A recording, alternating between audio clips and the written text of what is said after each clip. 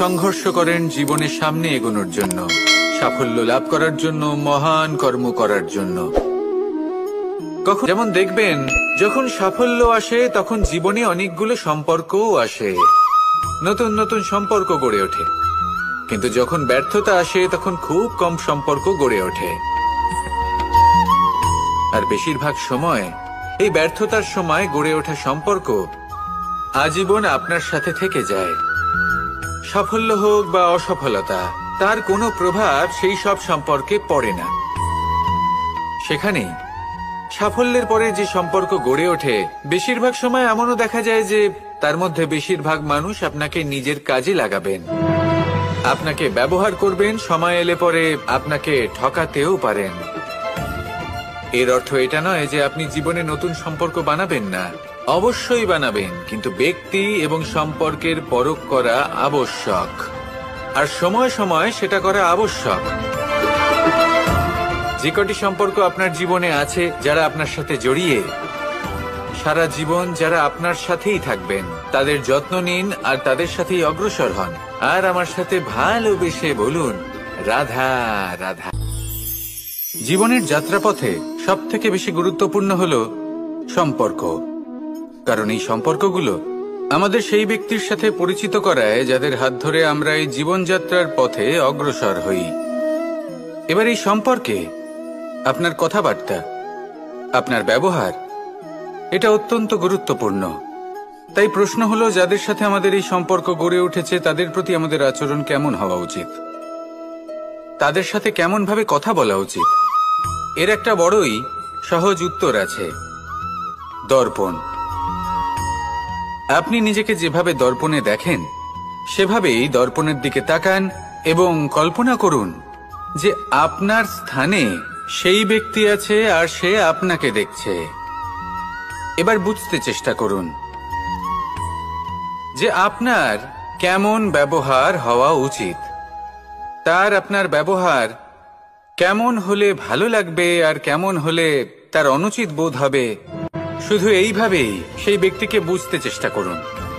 কখনো কোনো মানুষের ভালোবাসার প্রয়োজন হয়, কখনো পথপ্রদর্শনের প্রয়োজন হয়, কখনো তিরস্কারের প্রয়োজন হয়, কখনো কটু সত্যের প্রয়োজন হয়, বা কখনো শুধু সঙ্গর প্রয়োজন হয়। যদি দুজন ব্যক্তি এভাবেই একে অপরকে বুঝে অগ্রসর হন, তাহলে এই সম্পর্ক আজীবন চলতেই থাকবে। আসুন আমার সাথে ভালোবেসে বলুন, রাধা রাধা। মানুষ নিজের জীবনে সবকিছু লাভ করতে পারেন, সম্পত্তি, সাফল্য, সুখ, স্বাচ্ছন্দ্য, কিন্তু তারপরেও তার মনে একটি ভয় থেকে যায় যে কখনো যেন এমন কিছু না হয় যেটা ওকে এসে ভেঙে দেবে, তার অন্তর্মনকে ভেঙে দেবে, তার আত্মাকে ভেঙে দেবে। কিন্তু সত্যি কথা বলতে, কিছু ভাঙলেও তাতে ভয় পাওয়ার কোনো প্রয়োজন নেই। ভাঙার পরেই কিন্তু নতুন নির্মাণ হয়। এটাই তো প্রকৃতি আমাদের শেখায়। এই দেখুন না, যখন এই মেঘ বিভাজিত হয়, ভেঙে পড়ে, তবেই তো বর্ষা আসে, আর বর্ষার পরেই এই মাটির সিঞ্চন হয়। একটি বীজ, সেটা ভাঙার পরে তবেই সেখান থেকে সে অঙ্কুরিত হয়। তাই ভেঙে পড়ার কথা শুনে ভেঙে পড়বেন না। তারপর যে সব নির্মাণ হতে চলেছে তার উপর মনোনিবেশ করুন। আর হ্যাঁ, যদি সংসারে এমন কিছু থাকে যা ভাঙবেন না, তাহলে সেটা হলো বিশ্বাস। জীবনে কখনো কারোর বিশ্বাস ভঙ্গ করবেন না। যখন ব্যক্তির বিশ্বাস ভঙ্গ হয়, তখন তার আত্মা আহত হয়। আসুন আমার সাথে ভালোবেসে বলুন, রাধা রাধা। তাহলে মহাভারতের সেই যুদ্ধে জয়লাভ করে সমস্ত ভূমণ্ডলের স্বামী কি করে হয়ে উঠতেন? অর্থাৎ হতে পারে সিংহ বনের রাজা, কিন্তু শিকার নিজে পায়ে হেঁটে তার কাছে আসে না। সেই ভোজন লাভ করার জন্য সিংহকে কর্ম করতেই হয়।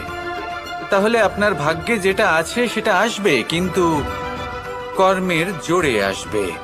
তাই কর্ম করতে থাকুন আর আমার সাথে ভালোবেসে বলুন, রাধা রাধা।